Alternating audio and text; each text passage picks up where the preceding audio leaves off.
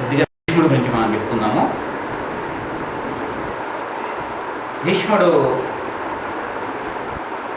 వసువులు అనేటువంటి కొంతమంది దేవతలకు చెందినటువంటి జాతులు వాళ్ళు ఉన్నారు. వసువులు అంటారు వాళ్ళు 8 మంది అష్టవసువులు అంటారు.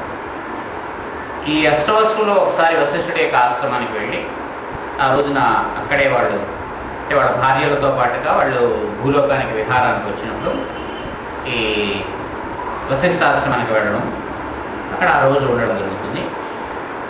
వీళ్ళకి కావలసినటువంటి ఏర్పాట్లన్నీ కూడా వశిష్ఠుడు తన దగ్గర ఉన్నటువంటి కామధేను యొక్క కుమార్తె అయినటువంటి ఈ నందినీదేను అనేటువంటి ఆమె యొక్క సహాయంతో ఏర్పాట్లన్నీ చేస్తారు. మన్నాడు వాళ్ళు వెళ్ళిపోతున్నప్పుడు ఈ 8వ వసువు జౌడు అని అంటారు, జౌడు అంటారు. అతని యొక్క భార్యకి ఎలాగైనా సరే ఈ ధేనువు తమ దగ్గర ఉంటే ఏది కావాలంటే అది ఇస్తుంది, చాలా చక్కగా ఇలాంటిది మన దగ్గర ఉంటే బాగుంటుందని చెప్పి అనిపించి తన భర్తని అడుగుతుంది. సరే భార్య మాట కాలం లేక తను ముందు కొంచెం సంశయిస్తాడు, కానీ సరే ఆమె అంటే ఉండేటువంటి ఇష్టం వల్ల ఏం చేస్తాడంటే సరే తన అన్నలకి విషయం చెప్తాడు, ఇలాగే ధేనువుని మనం తీసుకెళ్తే బాగుంటుంది కదా. సరే వాళ్ళందరూ వెళ్ళి వశిష్ఠుడు అడుగుతారు, ఇది మీకెందుకండి, మా దగ్గర ఉంటే బాగుంటుంది అని. వశిష్ఠుడు ఒప్పుకోపోయేటప్పటికి బలవంతంగా దాన్ని తీసుకెళ్ళిపోవడానికి ప్రయత్నం చేస్తారు. వాళ్ళని శపిస్తాడు. అంటే మీరు దేవతలు అయ్యుండి కూడా మానవుల్లాగా ప్రవర్తించి ఇంకోళ్ళ యొక్క వస్తువులు ఆపుకోవడానికి ప్రయత్నం చేశారు కాబట్టి మీరు భూలోకంలో జన్మించండి, మనుషులాగా జీవించండి. అంటే వీళ్ళందరూ కూడా అప్పుడు గమ్మని తెలివి తెచ్చుకుని తప్పు జరిగింది, ఇలాగా ఈమె వల్ల మేము ఇలా చేసాము, మమ్మల్ని క్షమించండి అని చెప్పి అడుగుతారు. సరే ఆయన ఏం చేస్తాడంటే ఇప్పుడు శాపానికి విమోచన అని చెప్తాడు. మీ 7 ఇతని కోసం మీరు చేశారు, కానీ మీ అంతా మీకు ఆ కోరిక కలిగి కాదు కదా, అంటే మీరు భూలోకంలో మన మాట పోకూడదు, జన్మించిన వెంటనే మీరు మళ్ళీ దేహాన్ని విడిచిపెట్టేసి స్వర్గానికి చేరుకోవచ్చు వసూలు. కానీ 8వ వాడు మాత్రము మరి తన భార్య పాపానికి ప్రేరేపించితే మరి వాడు ఒప్పుకునే దానికోసం అని చెప్పి భార్య మీద ప్రేమ వాళ్ళు చేశాడు కాబట్టి ఇతను మాత్రం భూలోకంలో జీవించాలి. లేకపోతే వసూలు ఉత్తముడైనటువంటి జాతికి చెందినటువంటి వాడు కాబట్టి సమస్తమైనటువంటి జ్ఞానము అది ఉంటుంది అని చెప్పి మామూలుగా వరాన్ని ఇస్తారు. సరే ఈ వసూలు ఏం చేస్తారంటే అక్కడి నుంచి స్వర్గానికి ఒక దుఃఖంతో ఏం చేయడమా ఎలాగా అని చెప్పి అనుకుంటూ పెడుతుంటారు. ఈ లోపల వాళ్ళకి గంగా నది ఎదురవుతుంది. ఈ గంగా నది కూడా దురదృష్టవశాత్తు ఆమె ఒక శాపాన్ని పొందింది. బ్రహ్మలోకానికి అందరూ ఏదో సభ కోసం వెళ్ళినప్పుడు ఈ భూలోకం నుంచి శంతనుడు అనేటువంటి ఒక రాజుగా స్వర్గానికి వెళ్ళాడు, ఆ సభలో ఉన్నాడు. గంగా నది చాలా అందంగా ఉండేటప్పటికీ 1-2 సార్లు తన మనస్సులు అతని చెదిరి గంగ వైపు చూడడం జరిగింది. గంగ కూడా ఇతను చూస్తున్న గమనించి ఇతని కేసు రామగా చూస్తుంది. ఇది బ్రహ్మ గమనించాడు.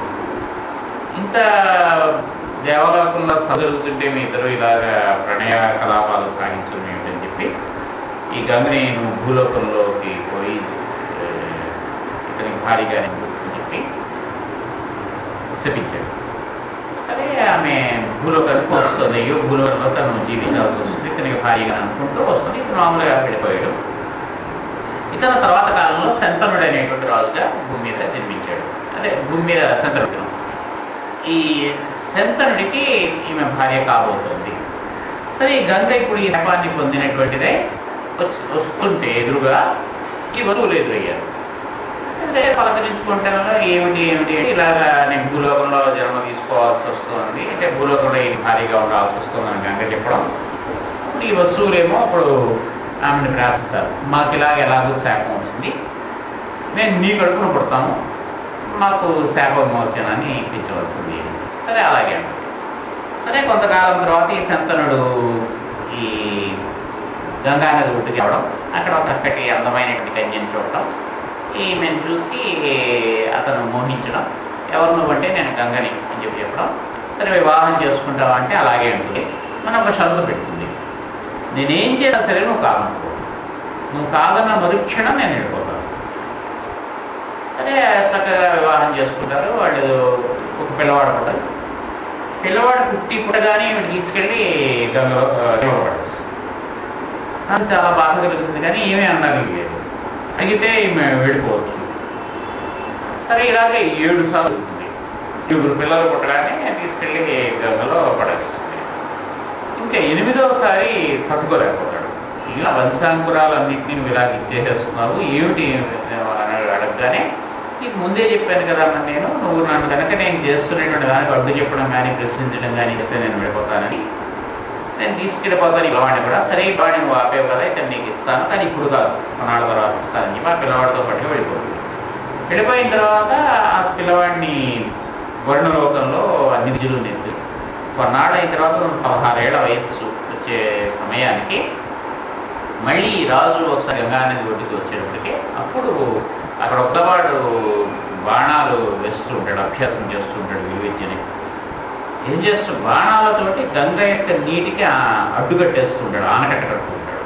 దాన్ని చూస్తే అలా ఆశ్చర్యపోతారు, చూస్తే చాలా చిన్నపిల్లలా ఉంది, ఇంత విలువిద్య ఇతనికి ఎలా వచ్చింది అని చెప్పి అని ఇప్పుడు గంగ వచ్చి, నీ కొడుకే ఇతను మన పిల్లవాడు, ఇతను నేను ఇన్నాళ్ళు దేవలోకంలో వర్ణలోకంలో ఇచ్చాను, అన్ని విద్యలు వీడికి నేర్పాను, సంస్థమైనటువంటివి, ఇంక నుంచి మీ రాజ్యాన్ని ఇతను కాపాడుకుంటాడు, నీ కుమారుడుగా ఇతను తీసుకెళ్ళిపోయింది.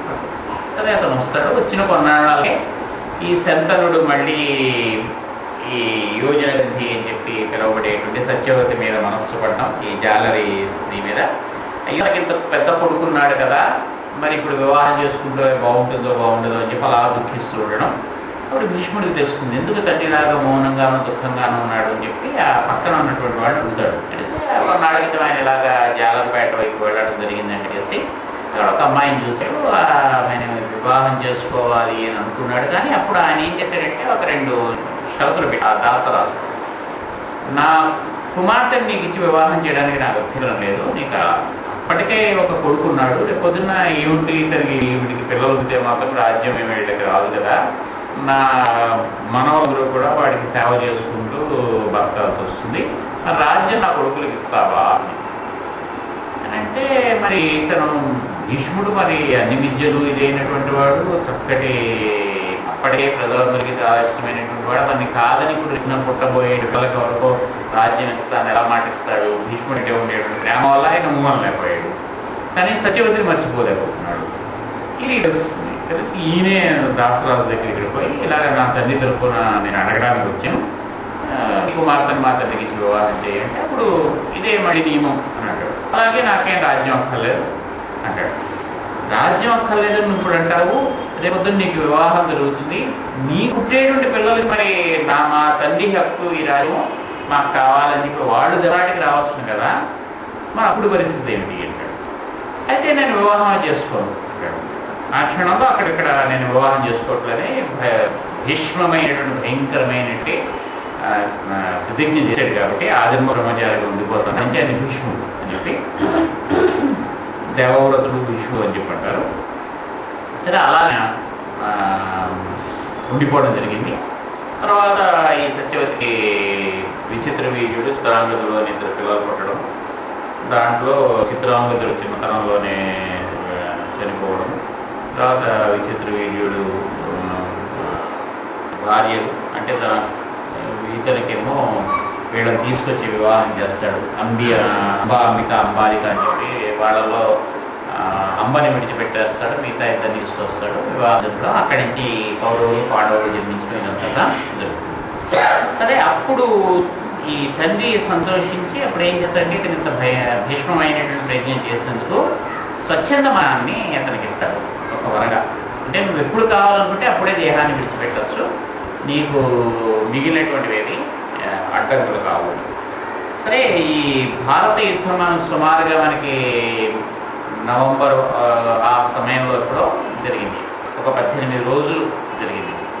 సరే ఈ అందులో 11 రోజులు భీష్ముడు సుమారుగా యుద్ధం చేశాడు. ఈ 11వ రోజున జెండు వేసినటువంటి బాణాలకి నంపసై మీద పడిపోవడం, అక్కడి నుంచి ఆయన అక్కడే ఉన్నాడు. ఉత్తరాయణం వచ్చే వరకు ఎదురు చూశాడు. ఇలాగే ఉత్తరాయణ కాలం వచ్చిన తర్వాత అప్పుడు ఆయన ఈ రోజున దేహాన్ని విడిచిపెట్టాడు. సరే ఇంకా దేహాన్ని విడిచిపెట్టాడు అనేటువంటి ఇది వచ్చినప్పుడు కృష్ణుడు పాండవుల్ని తీసుకుని వస్తాడు. వచ్చినప్పుడు ఈయన దగ్గర నువ్వు నేర్చుకో, సమస్తమైనటువంటి రాజనీతి తెలుసుకునేటువంటి వాడు మళ్ళీ ఇలా అవకాశం రాదు